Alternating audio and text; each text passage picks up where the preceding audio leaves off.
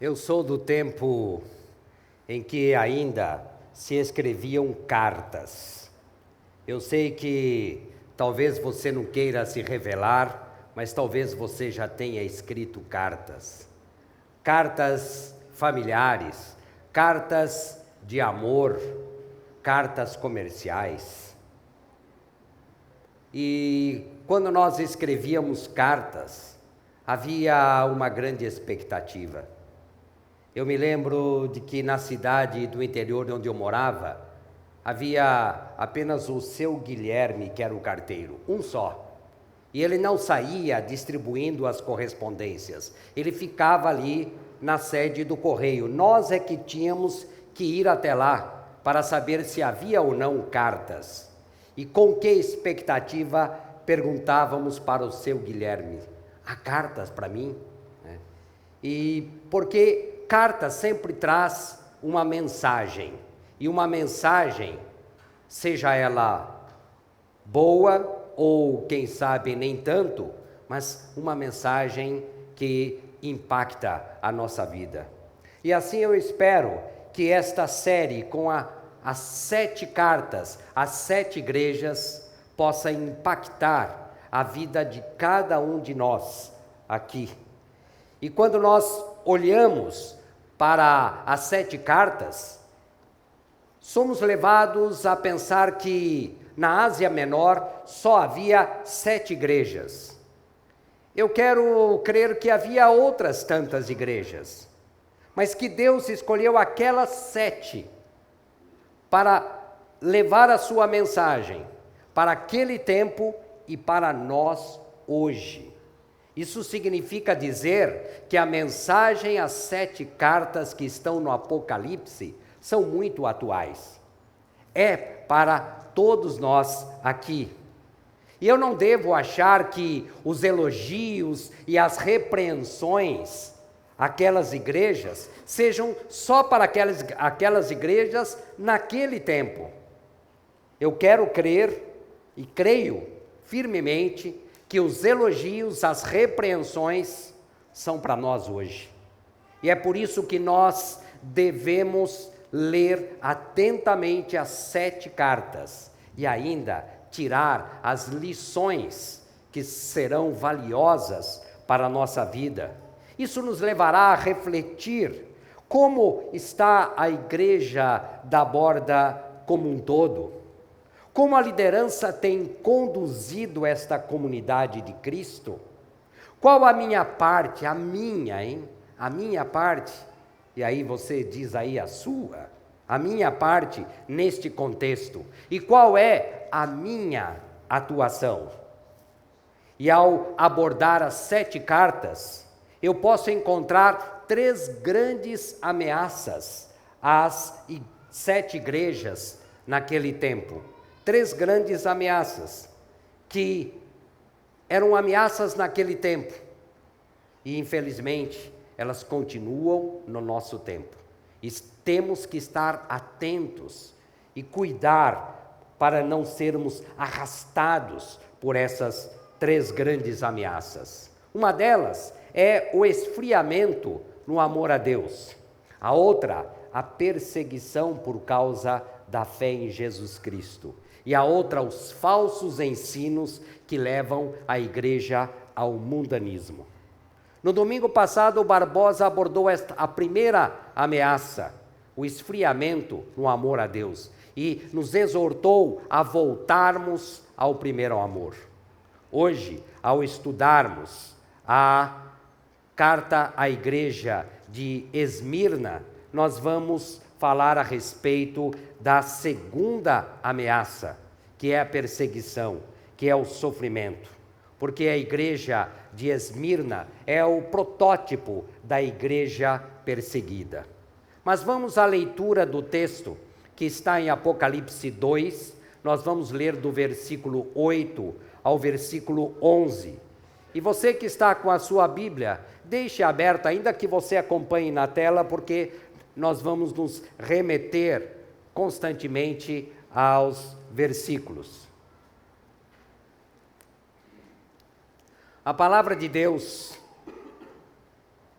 na carta a Esmirna, diz: ao anjo da igreja em Esmirna, escreva: estas são as palavras daquele que é o primeiro e o último, que morreu e tornou a viver. Conheço as suas aflições e a sua pobreza, mas você é rico. Conheço a blasfêmia dos que se dizem judeus, mas não são, sendo antes sinagoga de Satanás. Não tenha medo do que você está prestes a sofrer. O diabo lançará alguns de vocês na prisão para prová-los, e vocês sofrerão perseguição durante 10 dias. Seja fiel até a morte, e eu lhe darei a coroa da vida. Aquele que tem ouvidos, ouça o que o Espírito diz às igrejas. O vencedor, de modo algum, sofrerá a segunda morte. Que o Senhor nos abençoe na meditação da sua palavra, e que a mensagem à igreja de Esmirna possa impactar a vida de cada um de nós. Esta é a minha oração nesta noite, e que o Senhor nos conduza neste tempo de meditação na palavra. Quando nós olhamos para as cartas, nós temos uma estrutura, isso aparece em todas as cartas, e você talvez se lembre do seu tempo de escola, em que você aprendeu essa estrutura. Em todas as cartas nós temos um remetente, um destinatário e o conteúdo da carta. Qual o remetente desta carta à igreja de Esmirna? Está claro no texto que é Jesus, o Cristo glorificado. E quando você olha aí para o versículo 8, você percebe que o Cristo glorificado se apresenta com duas características. Ele é o primeiro e o último, e ele é também aquele que morreu e tornou a viver. Quando nós olhamos para a caracterização do remetente em todas as 7 cartas, percebemos que essa caracterização está relacionada com o conteúdo da carta. Por isso eu peço a sua atenção para essas duas características. Primeiro e o último, o alfa e o ômega. Isso quer dizer, Jesus se apresenta como o Senhor da história, o Senhor da eternidade. Isso era especialmente relevante para uma igreja que experimentava uma terrível oposição. Ele se apresenta também como aquele que morreu e tornou a viver. Uma igreja sofredora precisava ter a certeza de que o seu futuro estava garantido, ainda que na vida presente houvesse sofrimento, houvesse tribulação, houvesse aflição. Jesus, então, ao se apresentar, está dando uma palavra de conforto e de encorajamento àquelas pessoas que passavam por tribulação. Em outras palavras, o que Jesus está dizendo para os cristãos de Esmirna é o seguinte: vocês passam por tribulação, mas não se desesperem, pois eu sou o Senhor da história. Eu não estou alheio ao que acontece, ao contrário, eu tenho o controle de todas as coisas. Mas ainda, se vocês tiverem que morrer por minha causa, não fiquem desesperados, não fiquem, pois eu já passei por isso. Eu morri e ressuscitei, e com vocês se dará o mesmo. Essa é a palavra de conforto que o Cristo glorificado como remetente dá aos cristãos de Esmirna. O destinatário está muito claro, que é a igreja da cidade de Esmirna, uma cidade que está situada na Turquia. Ainda existe essa cidade. Nas suas férias agora de inverno você pode visitar a cidade de Esmir, lá na Turquia. Dizem que é uma das grandes cidades da Turquia, que ali está o segundo porto mais movimentado da Turquia. E vocês que viram o mapa na semana passada de Éfeso, a cidade de Esmirna ficava a 50 quilômetros ao norte da cidade de Éfeso. Era uma cidade rica, próspera, por ser uma rota de comércio importante no mundo civilizado daquela época. E era muito conhecida por ser uma das cidades mais fiéis ao Império Romano. É importante lembrar dessas contradições. Uma cidade muito fiel ao Império Romano. E uma curiosidade, que era uma das cidades que reivindicava ser o berço de um poeta bastante conhecido na literatura universal, Homero, aquele que escreveu a Ilíada e a Odisseia. Embora eu tenha aprendido nas minhas aulas de literatura grega que talvez Homero nem tenha existido. Mas Esmirna reivindicava ser o berço natal de Homero. Era uma cidade que era muito importante naquela época, mas era uma cidade muito idólatra. Na cidade havia um monte bastante conhecido. Como nós olhamos para a cidade do Rio de Janeiro e logo identificamos o Pão de Açúcar, o Corcovado, havia o Monte Pago. E nesse Monte Pago havia um platô que estava repleto de vários templos dedicados a vários deuses. E um desses templos era dedicado a um deus que era um imperador, o imperador Tibério. O Marcos Amado esteve aqui em setembro e falou e nos deixou claro que era um imperador muito pervertido. Havia um templo dedicado a ele como um deus. Por aí vocês podem imaginar a idolatria que campeava na cidade de Esmirna. Além disso, a cidade contava com uma substancial colônia judaica, judeus ricos e muito influentes, especialmente na sociedade civil. E eles faziam uma forte oposição aos cristãos, como podemos perceber pela carta. A igreja em si de Esmirna, nós não temos tantas informações sobre a igreja. Aliás, é a primeira referência na Bíblia sobre essa igreja.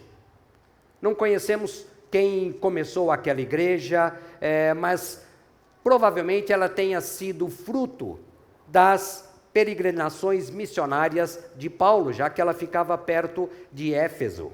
Mas o que nós sabemos é que era uma cidade, era uma igreja muito sadia, muito próspera, espiritualmente falando. Uma igreja saudável e próspera. Ah, se Deus nos desse essa bênção de receber esse elogio aqui na borda, esse elogio que Deus faz à igreja de Esmirna, que era uma igreja saudável e próspera. Aliás, das 7 igrejas, era uma das duas, a outra era a Filadélfia, que não recebe nenhum ponto fraco, em que Jesus não aponta nenhum ponto fraco. Que igreja era essa de Esmirna? E o conteúdo da carta também está muito claro: a perseguição, o sofrimento, o martírio, as aflições.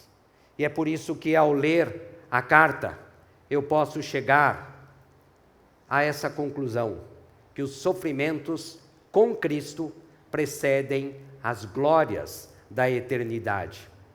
O sofrimento precede a glória da eternidade. E a partir do que Jesus diz para a igreja de Esmirna, eu posso chegar a 3 lições bem práticas. A primeira delas é essa, que Jesus conhece todas as coisas. Jesus glorificado conhece todas as coisas. Onde eu encontro isso aí no texto? Você pode voltar para o seu texto e logo perceber que ele diz que ele é o primeiro e o último. Ele é o Senhor da história e da eternidade, sabe todas as coisas. Mas ele diz claramente: conheço, eu sei. Eu conheço, eu sei o quê? Ele diz que ele sabe das aflições, dos sofrimentos, ele sabe da pobreza e ele sabe da blasfêmia dos judeus. Ele sabe tudo, ele não está alheio. E o mesmo eu posso dizer a vocês que passam por momentos de sofrimento, de aflição, de tribulação, Jesus Cristo glorificado está à direita do Pai, mas Ele não se esqueceu de você. Ele sabe de todas as suas aflições, todas, com mais detalhes do que você possa pensar. E Ele sabia de tudo ali na igreja de Esmirna, assim como Ele sabe de tudo aqui na igreja da Borda. Ele sabe de tudo aquilo que acontece aqui. Ele sabe quais são aquelas pessoas que estão sofrendo por causa de enfermidade. Ele sabe. Ele sabe quais são aquelas pessoas que estão enfrentando problemas de relacionamentos e quais são esses problemas de relacionamento. Ele sabe quem são aqueles que estão desempregados, vivendo essa triste realidade do desemprego. Ele sabe também aqueles que estão endividados. Ele sabe quais são aqueles que reclamam de tudo. Ele sabe quem são os briguentos aqui da Borda. Ele sabe. Ele sabe, dentre nós, quais são aqueles que são mentirosos. Ele sabe disso. Ele sabe aqueles que andam por caminhos de risco. Ele sabe todas as coisas. Com isso eu quero dizer que nada, absolutamente nada, escapa aos olhos do Cristo glorificado. Ele sabe tudo. Tanto é que você pode perceber aí no versículo 10, que ele adianta aquilo que vai acontecer aos cristãos de Esmirna. Ele não sabe só o presente, mas ele sabe também o futuro. Jesus é soberano, Ele conhece todas as coisas. É claro que nós oramos, nós confessamos, nós nos dirigimos a Ele, mas Ele sabe, Ele não está alheio àquilo que você está passando.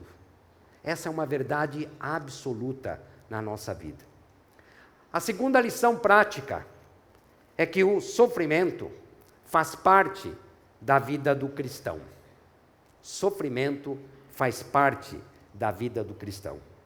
E eu quero crer que estão errados aqueles que propagam pelo Brasil inteiro hoje que o plano de Deus para o cristão é que ele não sofra. Tantas e tantas vezes você já deve ter ouvido isso. E que Deus não quer o sofrimento na vida do crente.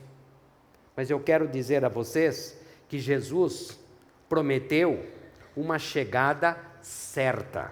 A chegada é certa, mas a viagem não é tranquila. Vocês se lembram que Jesus disse: no mundo vocês terão aflições. No mundo vocês passarão por aflições. É verdade, ninguém gosta de sofrer. Eu também não gosto de sofrer. Mas por que Deus faz isso com os seus filhos? Que Deus é esse? Talvez você esteja pensando, que Deus é esse que permite o sofrimento na vida dos seus filhos? Há um propósito? Há.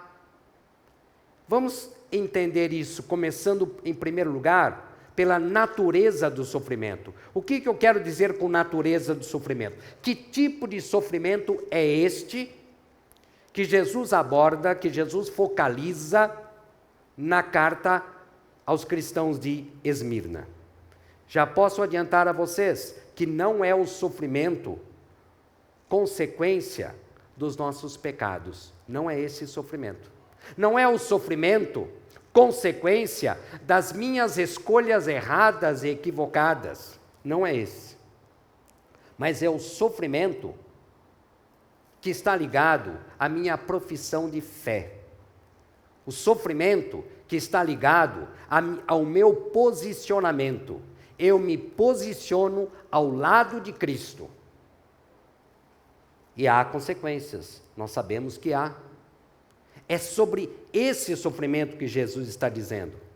Ele está deixando claro que esse é o sofrimento que os cristãos de Esmirna estavam enfrentando. Mas qual a finalidade? Por que Deus permite o sofrimento? Eu não tenho dúvidas que esse sofrimento é para o nosso bem. Você se lembra daquela história de você falar para o seu filho: é para o seu bem. E ele chora, ele esperneia, ele não gosta, mas você diz, é para o seu bem. Jesus faz o mesmo conosco, é para o nosso bem. Então, para que esse sofrimento? É para levar mais perto de Deus, é para aprofundar o nosso caráter, é para promover o crescimento de fé. Essa é a finalidade. Vocês cantaram aqui comigo um hino que diz que leva-me além. Ao quê? Ao nível mais profundo de intimidade com Deus. É fácil, é como um piquenique, chegar a esse nível mais profundo de intimidade com Deus? Não é. É luta, é sofrimento. Mas eu quero. Eu não quero sofrer, mas eu quero chegar a esse nível de conhecimento com Deus, profundo, que leve mais perto de Deus. Se por meio do sofrimento eu posso sentir que Deus está mais perto, que eu me curvo diante dele, o meu proveito é enorme. E se você reparar, no versículo 10, está bem clara a finalidade, para que vocês sejam provados. Ninguém gosta de fazer prova. Vocês que ainda já não estão mais na escola, sabem dos seus tempos, ninguém gosta de prova. Mas é para sermos provados, testados. A nossa fé precisa disso. O nosso caminhar precisa disso. Eu não sei porquê, mas nós precisamos. Eu creio. Eu vou dar aqui uma sugestão, talvez seja por causa da nossa natureza pecaminosa, mas é assim.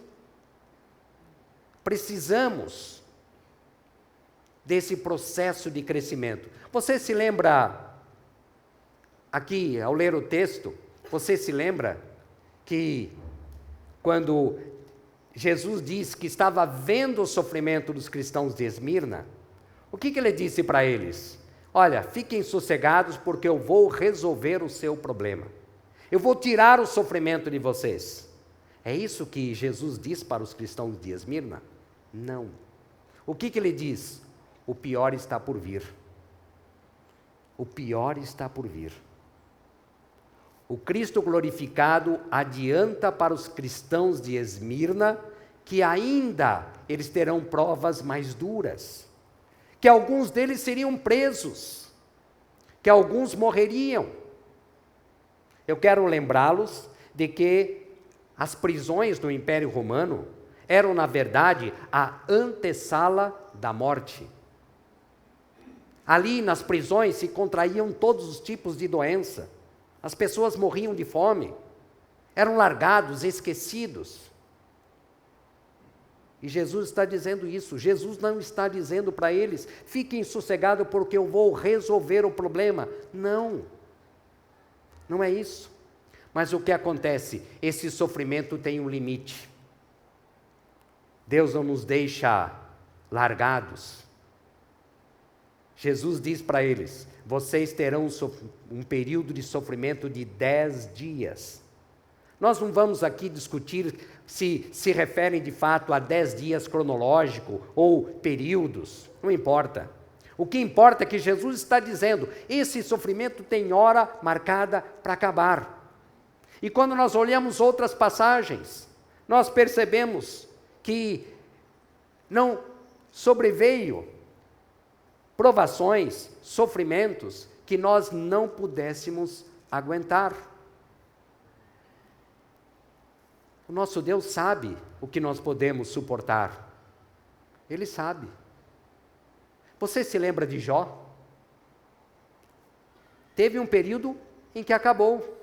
Jó passou por tudo isso. Mas qual foi a conclusão daquele período terrível de sofrimento de Jó? Como é que ele saiu desse sofrimento? Ele chegou ao nível mais profundo de intimidade com Deus. O conceito que ele tinha dele mesmo foi lá embaixo. O conceito que ele tinha de Deus subiu. É assim conosco. Nós precisamos disso. Não é gostoso, não é bom. Mas ele está dizendo isso: eu estou com vocês. Vocês não estão sozinhos.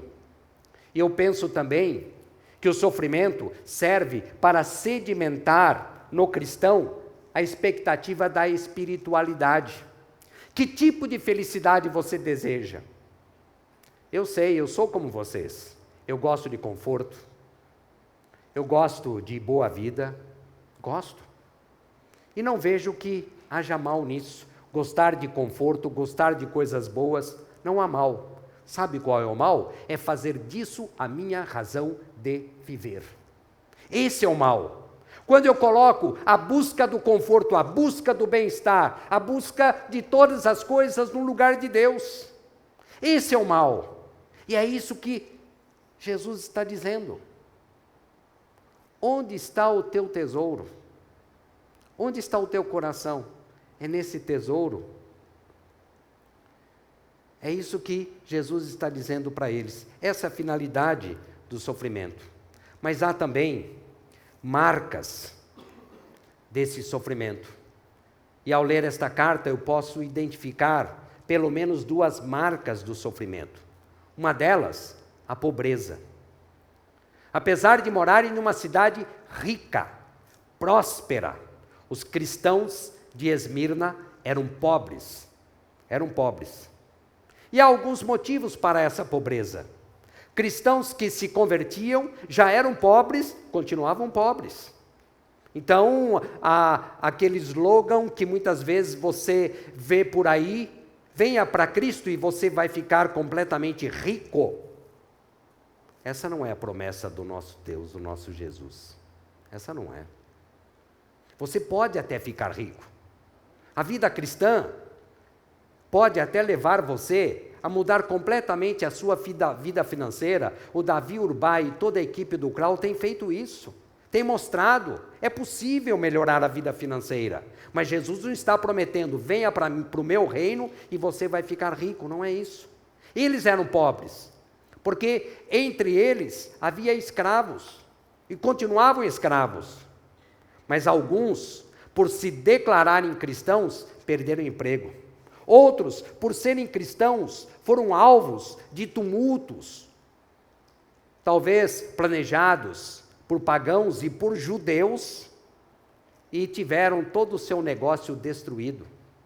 Outros tinham os bens confiscados e ficavam pobres. De repente. Por isso, era uma igreja pobre. Mas como é que eu entendo isso que está no versículo 9? Vocês são pobres, mas são ricos. Como entender esse paradoxo? É o que Jesus está dizendo para eles. Vocês são pobres materialmente falando, mas espiritualmente vocês são ricos. Porque vocês estão no caminho certo. Vocês estão na busca certa. É isso que Jesus está dizendo para eles.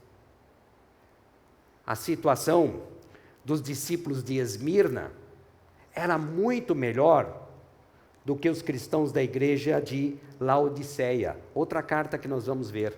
Porque nessa outra carta, Jesus diz, vocês são ricos, mas são pobres. Exatamente o contrário. Eu penso talvez até que esta seja uma exortação para aqueles que se apegam ao dinheiro e têm mão pesada para contribuir com o reino de Deus. Mas outra, além da pobreza, martírio, sofrimento, perseguição. Costumeiramente eu tenho recebido mensagens dizendo que em determinado país, o missionário que lá vivia teve a sua casa queimada. Determinado missionário em determinado país foi preso. Outros que foram perseguidos até a morte. E assim acontece. A igreja perseguida não está propriamente nestas condições da igreja de Esmirna, não está aqui entre nós, mas está neste mundo, é atual. Existe a igreja perseguida hoje. Muitos cristãos não têm esta liberdade como nós temos hoje. Igreja subterrânea, em que impera o medo, mas eles estão ali firmes para louvar, para dizer: Jesus Cristo é o nosso Salvador e Senhor. Eles enfrentavam perseguição, porque naquele monte pago que havia na cidade de Esmirna, onde havia aquele platô com vários templos, ali os cristãos eram levados. E ali eles eram colocados na beira do precipício e eram desafiados. Você nega a fé nesse Jesus Cristo? Não, eram arremessados. Você pode rir da minha comparação, eu sei que vai ser ridícula, mas nós conhecemos aqui a caixa d'água de Nova Petrópolis. Vocês já pensaram, lá de cima, você ser ameaçado? Ou você nega a fé nesse Jesus Cristo, ou você vai ser jogado. E assim aconteceu com milhares de cristãos. Eu penso que o pior de tudo é eu estar nessa fila e vendo outros sendo arremessados. E eu confesso que eu não sei se eu teria a coragem que muitos tiveram. Que eu preciso da graça redentora desse meu Jesus para suportar isso. Não é fácil. E a difamação vinha de pessoas que exaltavam Deus, que se diziam judeus, mas que de fato não eram verdadeiros judeus. Eles eram usados por Satanás, porque eles faziam complô, denúncias, e ainda se juntavam com os pagãos para perseguir os cristãos. Mas eu quero tentar trazer isso para hoje. Aqui nós não temos essa perseguição explícita, mas eu penso que essa perseguição está no nosso meio, de uma forma implícita, e às vezes não tão perceptível assim. Você sabe aquela situação em que você é rejeitado, você é zombado, você é perseguido, simplesmente porque você professa o nome de Jesus? Você é perseguido no emprego, porque você se diz cristão. Você ser alvo de deboche, de gozações, dos parentes, dos vizinhos, dos colegas lá da escola, dos colegas do trabalho, porque você é cristão, porque você não compactua com esse sistema de valores da nossa sociedade. E quando você não entra na deles, você é alvo de deboche. Por isso que nós temos que orar muito por aquela galera, jovens e adolescentes. Eu sei que vocês precisam de muitas orações para resistirem a esse apelo. Quão importante é para o jovem, para o adolescente fazer parte do grupo, mas muitas vezes para fazer parte do grupo é preciso entrar na do grupo. Isto quer dizer, compactuar com esse sistema de princípios e valores. Quem sabe até bebidas, drogas, rebeldia. É muito difícil. Quem sabe até você está sendo pressionado a aceitar propinas. Nesse mundo difícil, de situação financeira difícil, aquele dinheiro ia tão bem na sua conta, mas é propina. Senhor, eu posso até dar uma oferta dessa propina, mas não é de Deus. Quão difícil é resistir isso? Isso é perseguição. Perseguição. Quem sabe até aquele negócio, como se dizia no meu tempo, negócio da China.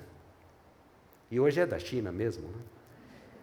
E você entra com a sua experiência e o outro vai entrar com dinheiro e você diz até, é a porta aberta por Deus. Mas quando o outro entra com dinheiro, você tem que se submeter às regras dele. E você vai aos poucos percebendo que não estão adequadas à sua fé. Perseguição.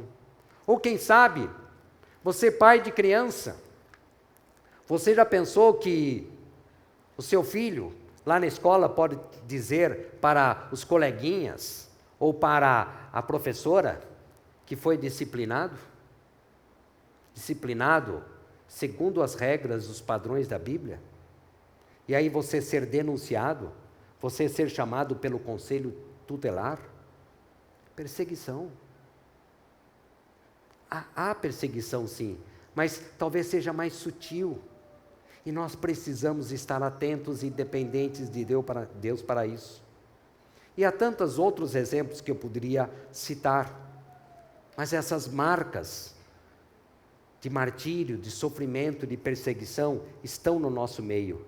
E que Deus nos dê sabedoria, discernimento para sabermos lidar com isso. E o terceiro e último, apesar do sofrimento, há motivos para não temer. Não temer. É preciso levar em conta que nós temos medo. Essa é a nossa natureza. A nossa natureza é frágil. A nossa natureza é egoísta. E eu não quero passar pelo sofrimento e eu fico com medo. É natural isso. Por isso, ao ler o texto, eu percebo 2 imperativos muito importantes aí no versículo 10. Não tenha medo e seja fiel até a morte. Os 2 estão ligados. Não tenha medo, não se deixe levar pelo medo. Não se deixe ser vencido pelo medo, porque se você for vencido pelo medo, você não vai ser fiel. Essa é a recomendação de Jesus para aquela igreja sofredora, perseguida. Não tenha medo e seja fiel até a morte. Conta a história que um cristão da cidade de Esmirna, que segundo a história foi discípulo do apóstolo João, Policarpo, bispo de Esmirna, foi acusado pelo Império Romano, provavelmente com a ajuda dos judeus daquela cidade, porque ele se recusou a queimar incenso ao imperador como um deus. E ele foi levado em praça pública, foi armada aquela fogueira, e ele foi condenado a morrer queimado. E ali, diante da fogueira, o oficial romano perguntou a Policarpo, que era muito conhecido na cidade, especialmente pelas boas ações, tinha autoridade na cidade. E aí o oficial romano perguntou para ele: você ainda tem a possibilidade de viver? Você nega esse Jesus que você afirma ser seu Deus? E a resposta de Policarpo foi esta: como eu posso negar aquele que é o meu Salvador e o meu Redentor? Como? Como eu posso negar aquele que só me faz bem? Desde o momento que eu nasci, eu não posso. Que seja eu queimado. E o oficial romano, diz o historiador, que quis amarrar as mãos dele junto àquele mastro. Ele disse: não precisa, eu morro porque é pelo meu Jesus, o meu Salvador. E nós somos chamados hoje, diante de tantas sugestões que há nesta nossa sociedade, de tantos apelos, nós somos chamados a não termos medo e a mantermos fiéis como Policarpo. Por quê? Porque a recompensa vale a pena. São 2 prêmios muito valiosos. Vejam aí: receber a coroa da vida e não passar pela segunda morte. Esse primeiro prêmio, essa primeira promessa, receber a coroa da vida, é uma metáfora esportiva, porque na cidade de Esmirna havia os jogos esportivos anuais, e o vencedor, como você viu nas Olimpíadas, recebia uma coroa. E Jesus está dizendo: não tenha medo, mantenha-se fiel, e você receberá a coroa da vida. Receber a coroa da vida, essa é a palavra para alguém que estava sendo ameaçado de morte. Porque Ele é o Senhor da vida, e Ele pode garantir isso.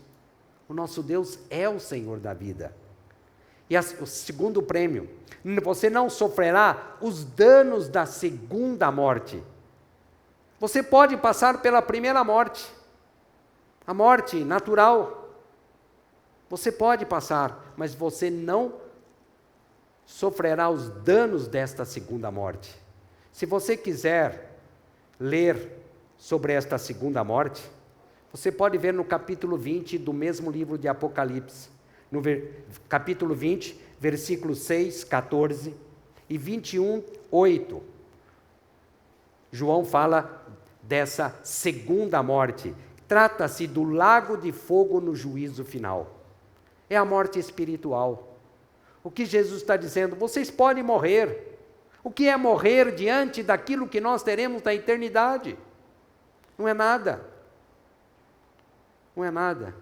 Por isso, a palavra do Senhor Jesus para todos nós hoje é esta: diante do sofrimento, diante da tribulação, da aflição, da perseguição, não tenha medo, mantenha-se fiel. Eu quero terminar com uma citação de Tiago 1,12. Feliz é o homem que persevera na provação, no sofrimento, na aflição, porque depois de aprovado, receberá a coroa da vida que Deus prometeu aos que o amam. Ó Deus, nós queremos te louvar e te bendizer, porque sabemos, os sofrimentos com Cristo precedem as glórias da eternidade. O Senhor conhece a nossa natureza, nós não queremos sofrer, nós temos medo do sofrimento, mas nós contamos com a sua valiosa, inestimável companhia, ajuda, proteção. E nós pedimos, Deus, que o Senhor nos ajude nesta nossa caminhada. Por nós, Deus, sucumbiremos. Na primeira, Deus, na primeira oportunidade, vamos nos deixar dominar pelo medo e vamos renegar a nossa fé. Isso é da nossa natureza, mas por causa do seu grande amor, por causa da sua misericórdia, eu sei que o Senhor nos fortalece. Eu peço isso para a minha vida, para a vida dos meus irmãos que aqui estão, Deus. Capacita-nos com forças, Deus, para não nos deixarmos levar pelo medo. Capacita-nos com forças, Deus, para dizer não ao apelo desses valores e princípios da nossa sociedade que só nos distanciam do Senhor. E leva-nos além, Senhor, leva-nos além, ao nível mais profundo de intimidade com o Senhor, porque eu sei que isso será bom, valioso, inestimável para a nossa vida. E nós oramos e agradecemos aquele que é o Senhor da vida, Jesus Cristo, o nosso Salvador e Senhor. Amém.